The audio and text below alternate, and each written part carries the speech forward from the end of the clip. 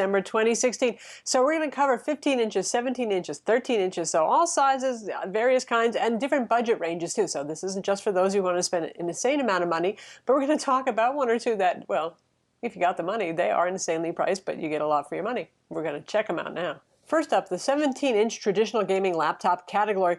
The big beasts like this Alienware 17R4 that we recently reviewed. This one weighs 10 pounds. Typically, these are going to weigh anywhere from 8.5 to 10 pounds. They're going to have 17-inch displays and run cooler and quieter than anything else. And we're going to look at ones that are around $2,000, well, starting around $1,500, $1,600 going up. You can configure them a little bit nicer, but not the super expensive boutique ones here at the moment. Surprisingly, my top pick is the Alienware 17R4. They used to be awful expensive relative to other brands for what you got for the money, but that's not the case. In fact, sometimes they're less expensive, which is always nice. But the build quality is certainly above most of what MSI and ASUS are offering right now. Those tend to look a little more plasticky.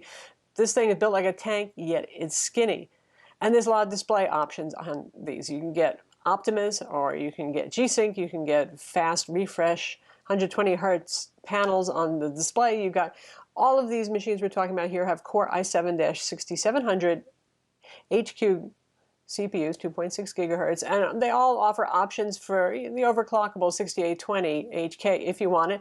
And we're looking at your choice here of GTX 1060, 1070, or even 1080 cards. So Dell's scale of manufacture really helps Alienware offer something for just about everybody in terms of configuration. Starts around 1,500. You can work your way up. The desirable configurations are around 1,800, but you'll find them on sale for less than that too.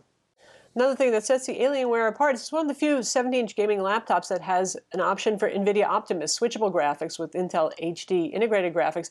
So you can get like 6 hours with a 99-watt-hour battery, which for a 17-inch gaming laptop is miraculous, where the category average is often more like 3 or maybe 4. Next up, the MSI GT72 VR Dominator. We reviewed this one recently as well, and now the one that replaces the old Dominator really is more like the low-end Titan, not Titan Pro model. It gets a little confusing, but if you want the overclockable CPU option, that sort of thing, then you're looking at the Titan model. But talking about the Dominator line, this one is a lot thicker, okay? It's not heavier, though. It's actually lighter than the Alienware. What this gets you is actually a slightly quieter running laptop. So for those of you who really hate noise, for example, the Alienware, has pretty decent amount of fan noise. It's not screamer, but it's there. This one is going to run quieter. It's not going to run any cooler in terms of your CPU and GPU temperatures, but there's that.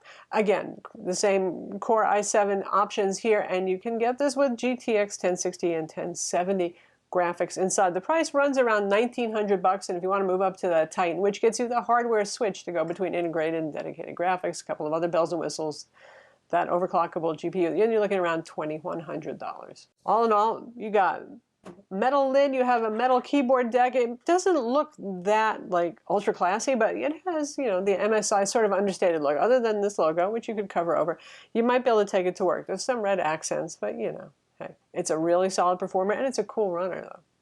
Next up, for something a little bit different, there's the Origin Eon 17X. Origin laptops are for those of you who want a boutique builder, but not with really insane prices. They're not cheap, but they're not like, oh my God, $5,000 either. You can do some crazy, wonderful stuff, like put a desktop CPU in your laptop and go all the way up to the GTX 1080, for example, the one that we reviewed, GTX 1080 inside. So kind of a unique look. It's somewhat chunky, but it is loud though. I'll tell you that. The fans on that are loud, but that's because we were pushing some crazy high-end specs in our model. Lastly, there's the ASUS ROG, the G752 VR. It's a nice machine, but it's funny how ASUS lately with that line has tended to be a bit more expensive than MSI and Alienware without offering a whole lot more. What if price is no object? Well, there's that Razer Blade Pro that's just coming out right now. It starts at $3,700 and goes up from there, though. But if you got the money, it's up to you if you want to spend it. You're going to get really slim, light, good-looking build, just like the Razer blades that we have reviewed. That black aluminum body is really striking looking. You even have an integrated trackpad. I find that a little bit kind of a dubious feature there, but you get the GTX 1080 in there and the usual quad-core i7 CPU inside. It's powerful, and it's the slimmest and the lightest you're going to probably ever find with a GTX 1080 inside. Also has beautiful displays, by the way, with very wide color gamut.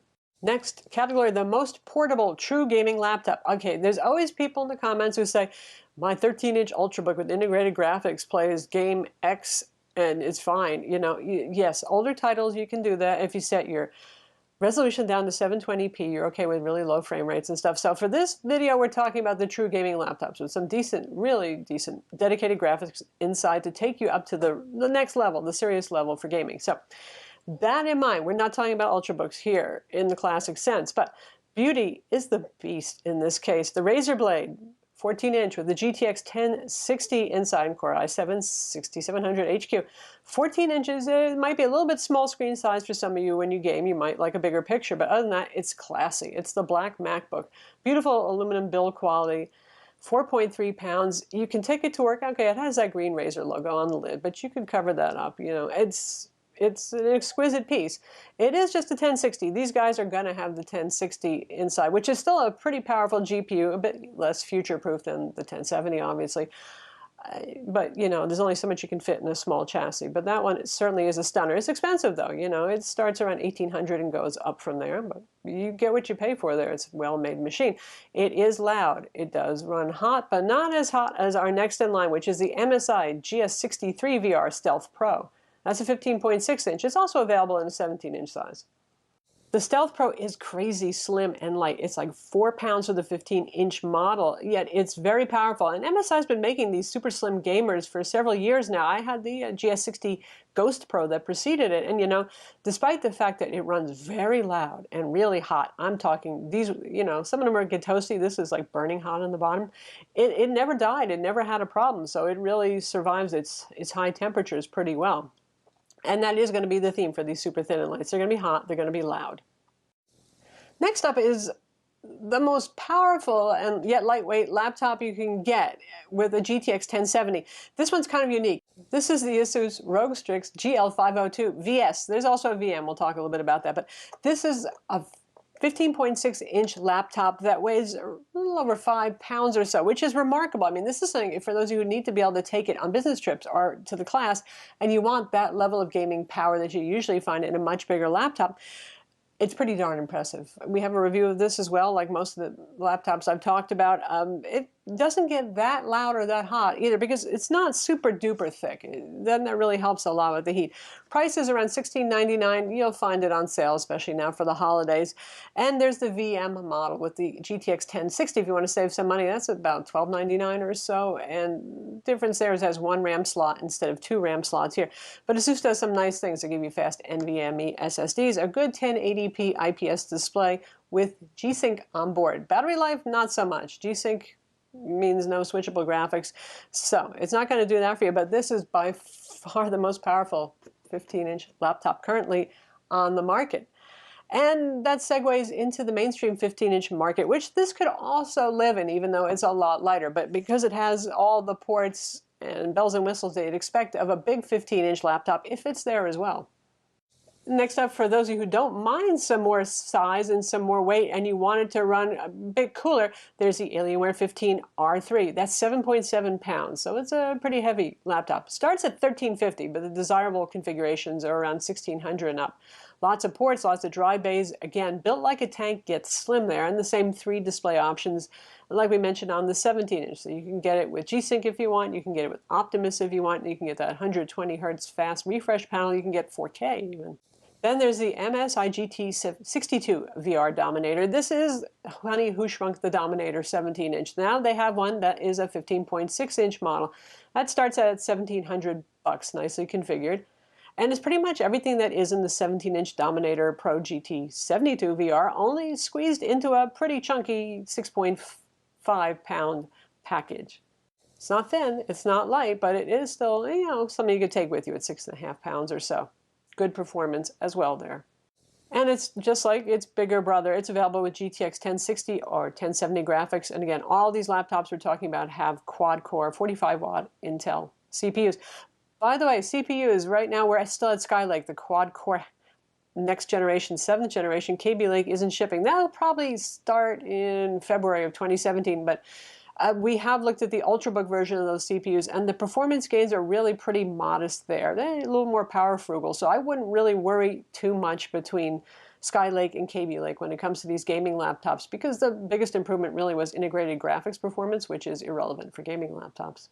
Now, for budget gamers, now these still aren't really cheap though. The HP Omen 15 and 17, we reviewed the HP Omen, built by Fisher-Price. It was kind of plasticky, mostly relative to the previous generation Omen that was so classy and chic looking, but you get pretty good specs for your money. Now, when they introduced it with the NVIDIA 9 series graphics, the prices were super duper aggressive. With the 10 series, GTX 1060, 1070, the prices are not as aggressive, but still, you'll get better specs for your money there with them. You can get a 4K display and other niceties for around $1,600 with the GTX 1060, maybe even the 1070, depending on the sales. One nice thing about HP is first couple of months after one of their products comes out, the price is, well, pretty fixed. But then several months later, they start to have really nice discounts everywhere. So if you're not in a rush, you might find it cheaper in a couple of months. Then there's the MSI Apache Pro series, the GE62VR and the GE72VR 15 and 17-inch respectively. Those run around $1,250 to $1,350, and they're not as thin and light as the Stealth Pro, but otherwise you're pretty much getting the same machine, other than the fact they use a lower quality display. It's not horrible, but the contrast is weaker on the Apache line. Those come with GTX 1060 graphics. They don't want to push into their higher-end territory there, which is still very capable, 1080p display, and the SteelSeries backlit RGB keyboard, and all the little amenities you expect from a nice MSI laptop. Not mentioned here, and here's why, are the Sager and Clevos, which are really pretty much the same thing. Those are essentially rebadged MSI laptops, so if you don't like the MSI logo on there, that sort of thing. So they get to be a little redundant with the MSI in terms of what you're getting for your money. Also, there's no real US store presence. If you go to a website like Exotic PC that sells gaming laptops, you can find them there, but not much in the way of PR. We never hear from them, so that's why we're not really talking about them. And then there's Aorus and Gigabyte. Aorus makes some pretty impressive laptops if you're willing to spend a little bit more. For $2,400, you can get a 17-incher with the 6820 HK CPU and GTX 1070, 7-pound, 15-inch package. That's the X7 V6 model. They even have a $2,000 14-inch 4-pounder with the same CPU and GPU as, and that's in the X3 Plus line. So those are pretty neat, but again, not much of a US presence. Don't find them in stores, don't hear from their PR folks. Then, back to the budget gamer idea, there's the Dell Inspiron 7559 Gamer. We reviewed that. That is GTX 9 series graphics. If you really want to save some money, those should be getting some really hefty discounts because the 10 series cards should be coming out imminently. And that one gives you really a lot of bang for the buck too. So there you have it, different sizes, different budgets, and well, none of these are absolutely cheap, which brings in one point. If you just don't, a lot of you ask me, I want a gaming laptop for $1,000, and the cost of entry really is higher than that, but there are some ways around it. You can get something that's been refurbished for starters. And then, even though in my What Laptop to Buy video I said don't get something that's not GTX 10 series, well, there's an exception. If it's your first laptop, you don't have much money, you can get something with a GTX 970 or 980, that's the last generation. Granted, it's not going to be as powerful, but it's still going to be powerful enough to play today's AA titles at high settings, and that's fine. And so be on the lookout for those. You can find some deals too, $1,000 and under, just by going for last generation graphics models. I'm Lisa from Mobile Tech Review. Be sure to visit our website for a whole lot of reviews, obviously our YouTube channel, and thumbs up if you liked it.